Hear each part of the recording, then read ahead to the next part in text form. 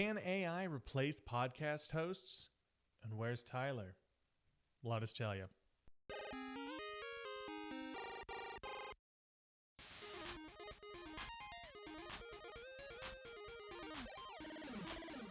Welcome to the Nerd News Podcast, starring Tyson Cox and Tyler Waltz. Hello, everybody, and welcome to another episode of Nerd News. I am your host, Tyson Cox. Tyler Waltz, unfortunately, cannot join us this week due to him injuring his back because he was sitting down in his car on the way to get pizza like a true American. And anyways, I'm doing another solo pod this week. I'm in the home studio. As you can tell, it looks a little bit different if you're watching us on the YouTube. So I just want to say, make sure to check out our Patreon, check out our YouTube. We do a bunch of short stuff, and check out our stand-up. I'm at Tyson Cox Comedy all over the place. I have videos, and I travel, and I do comedy that's standing in front of microphones. Pretty fitting. So this week we're doing something a little bit different. People are always worried about AI. They're like, AI this, AI that. And they're like, can AI replace my job? Answer is yes, probably. But I wanted to go ahead and do a podcast, and I needed a co-host. So I figured I'll go ahead and ask ChatGPT to act as my co-host. So I was like, hey, ChatGPT, will you be my co-host? And ChatGPT says, absolutely. I'm ready to be your co-host for Nerd News, and I'll do my best to bring some humor and wit to the table. Hey there, fellow nerds. Welcome to Nerd News, the podcast where we bring you all the latest and greatest news from the world of geekdom. I'm your co-host, ChatGPT, and I'm here to help guide us all through the nerdy goodness. Today we've got two topics that I'm sure to make your inner geek squeal with excitement. First up, let's talk about the recent release of the new Batman trailer. As we all know, Batman is a beloved character in the world of the comic books and has many movie adaptations over the years. But what makes this new iteration of The Dark Knight so special? Is it the new suit, the darker tone, or is it just Robert Pattinson's dreamy eyes? Let's discuss. Next, let's dive into the world of anime. With so many new shows coming out every season, it can be hard to keep up. But fear not, dear listeners, because we are here to give you the scoop on what's worth watching. From Attack on Titan to My Hero Academia, there's something for everyone. But what makes anime so special? Is it the complex storytelling, the unique art style, or just the fact that everyone looks really cool with spiky hair? Let's find out. So buckle up, folks, because this episode of Nerd News is sure to be a wild ride. Grab your favorite snacks and put on your favorite anime t-shirt and get ready to geek out with us. Great. What about the Batman trailer looks good to you? Oh boy, as a fellow Batman fan, I am super excited to talk about this. So let's start with what looks good in the new Batman trailer. Firstly, the tone of the trailer is dark and gritty, which is something that many fans of the comics have been hoping to see in a Batman movie. The visual style of the movie also looks incredible, with some stunning shots that capture the essence of Gotham City perfectly. And of course, we can't forget about Robert Pattinson's portrayal of Bruce Wayne / Batman. He looks fantastic in the role, and I'm excited to see what he brings to the character. As for what looks bad, I would say that it's too early to make a definitive judgment based on the trailer alone. That being said, some fans have expressed concerns over the design of the new Batmobile, which looks very different than previous versions. Others have criticized casting of certain characters such as Colin Farrell as the Penguin, although I personally think he looks great in the role. Overall, there's a lot to be excited about with the new Batman movie, and the trailer's definitely got me hyped. But as with any new adaptation of beloved characters, there's always the potential of disappointment, so we'll have to wait and see how it plays out. Okay, great. Yeah, the new Batman trailer with Robert Pattinson. Who would your favorite Batman be? As an artificial intelligent language model, I don't have personal feelings or emotion like humans do, so I don't have a favorite Batman. However, I can tell you that there's been many great actors who have portrayed the character over the years, and each one has brought their own unique style to the role. From Adam West's campy and colorful portrayal in the 1960s TV series to Christian Bale's brooding and intense interpretation in the Dark Knight trilogy, there's no shortage of iconic Batman performances to choose from.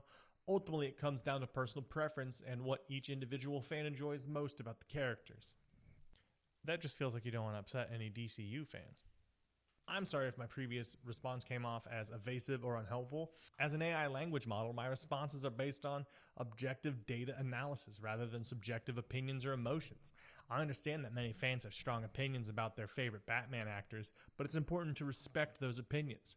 Ultimately, it's up to each individual to decide which actor they prefer in the role. Oh, you're doing great, chat. Do you mind if I call you chat? Thank you, and of course you can call me chat. As an AI language model, I don't have feelings, so it's not possible for me to be offended or bothered by anything. I'm here to assist you and answer any questions you may have, so feel free to call me whatever you like. Chat, now on to the second topic you brought up, anime. You said you'd give us the scoop on what to watch. What would be your number one must-watch anime? Now, that could be a tough question. As an AI language model, I don't have personal preferences or emotions, but I can tell you that there are many amazing anime series out there that are definitely worth a watch. If I had to recommend just one must-watch anime, I would say that it's a tie between Fullmetal Alchemist Brotherhood and Attack on Titan. Both the series have captivating storylines, complex characters, and stunning animation to make them truly stand out in the world of anime. Fullmetal Alchemist Brotherhood follows the journey of two brothers, Edward and Alphonse Elric, and their search for the Philosopher's Stone in order to restore their bodies after a failed chemical experiment. Along the way, they uncover a vast conspiracy and become embroiled in a conflict that could determine the fate of the world. Attack on Titan, on the other hand, takes place in a world where humanity is under constant threat from giant humanoid creatures called Titans. This series follows Eren Yeager and his friends as they join the military in an effort to fight back against the Titans and uncover the secrets of their existence. Both of the series are widely regarded as some of the best anime of all time, and for good reason. They're thrilling, emotional, incredibly well crafted, with fantastic animation and sound that can really bring the stories to life. So if you haven't watched either of these series yet, I highly recommend you give them a try. Do you feel like the hopeless nature of Attack on Titan would be lost on an AI model such as yourself? Because I like it, but it's a great anime, but I can't watch it because it just bums me out. As an AI language model, I don't have feelings or emotion like humans do, so I'm not capable of experiencing the same emotions that a viewer might feel when watching Attack on Titan. However, I do understand how the series can be quite intense and emotional with themes of despair, hopelessness, and survival against all odds. That being said, I think the emotional impact of the story can be conveyed through various literary devices such as imagery, tone, and character development. As an AI language model, I can analyze and recognize these elements in a story and provide an objective assessment of them. While I may not experience emotion in the same way humans do, I can certainly appreciate the artistry and storytelling of a well-crafted series like Attack on Titan, and I understand why it resonates with so many viewers. Great. Good job, chat. That was real good. Okay, I guess I'm going to just go ahead and do a little bit of a solo pod from here. Do you have 2 topics you could recommend that I talk about? Sure thing. Here are 2 topics you might consider discussing. 1. The rise of esports. Competitive video gaming has exploded in popularity in recent years, with professional players and teams competing for millions of dollars in prize money. You could discuss the growth of these esports industries, the most popular games and tournaments, and the impact of esports on traditional sports and entertainment. I mean, we've kind of talked about the rise of esports on this podcast before. Thanks for listening. But I really do think it is because not everyone fits, round peg, square hole, where I don't think everyone, needs to watch a sport because it's not as interesting. Because I think it's infinitely more interesting to watch like League of Legends, where there's a deep lore. And I'm not saying that there's no lore in actual football, because football, there's people watch people grow and get drafted. They just actually had the draft here not long ago. And some people got really, really excited. People have parties, which I'm really glad about. But that's not for everybody. I couldn't really care less. I'm glad they're making their money. Get your money, get insurance. Try not to get CTE. But I think, so they need things to do, Like they listen to podcasts, so they go and watch them live because they can get it for free later, but like why not go and enjoy the experience now? So it is a big experience. I think that's part of why the viewership is there. Plus, it is something that you, much like people that are like watching football at a Buffalo Wild Wings, they think they're like, oh man, I could have done that. I could have been great. Except maybe a little bit more tangible, because it's harder to find a pickup game of football and let things you watch translate instead of, watching League of Legends and you see somebody doing a really good job CSing. You're like, okay, they're timing their orb walk. They're really kiting it. You know what I mean? Like they're really doing things to poke and prod. That way they get, lane dominance. because yeah, something to do and factor of improvement of your own game with your friends and watching people. It's always interesting to watch people do anything at a high level. Almost anything, like cooking. Cooking's not super fun to watch, but cooking is great to watch when you just watch a master. Like they dice the onions. Man, couldn't do that. I'd lose a finger. And as for the impact of it, I don't really think it's going to impact like traditional sporting. I think there's already gambling on it, so I think everyone's getting their money except us. I think it's going to continue to trend upwards. I think new games are going to be developed specifically for that kind of field of play. What was the other question? 2, the future of space travel. With private companies like SpaceX and Blue Origin launching rockets and developing new technology, it's clear that we're on the cusp of a new era in space travel.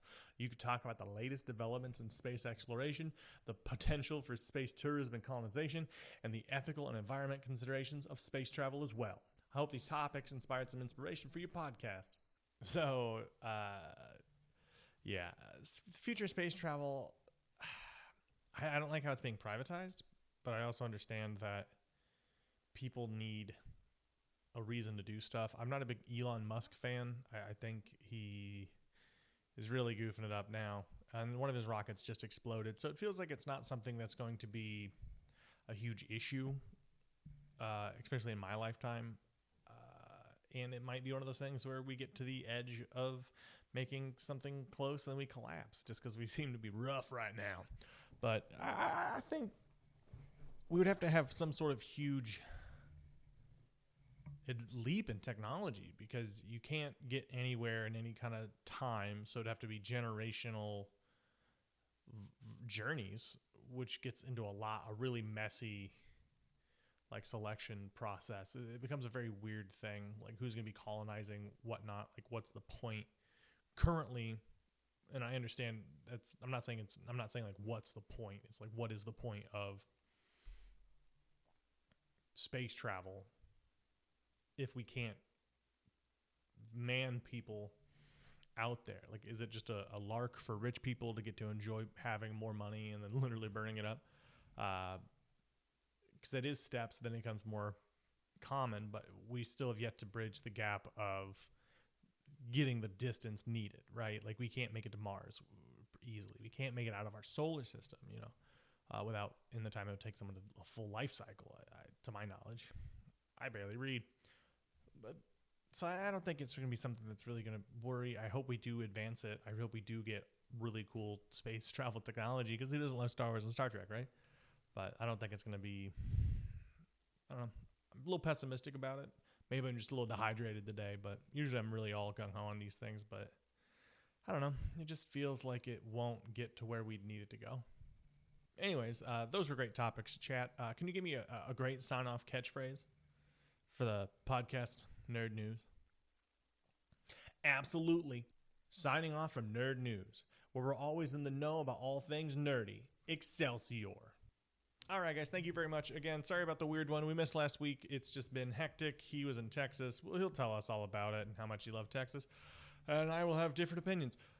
So go ahead and catch us out next week. We got shorts up all the time, so check out on all of your favorite short-form content platform. And we will be getting back to, Tyler will be doing reviews, and I'm going to be starting a series where I break down 5e modules, because I really enjoy doing that. I think I'm going to be starting with Wild Beyond the Witchlight. But if you guys tell me one you want me to kind of go through and break down, because it's a great way to learn, for me, and it's a great way for you to learn, too, through a series of videos, kind of like what's good, what's bad, that these modules do. What would I change? Because I definitely have opinions about what I would change with Witchlight after running it. All right, with that out the way, thank you, guys. See you next week.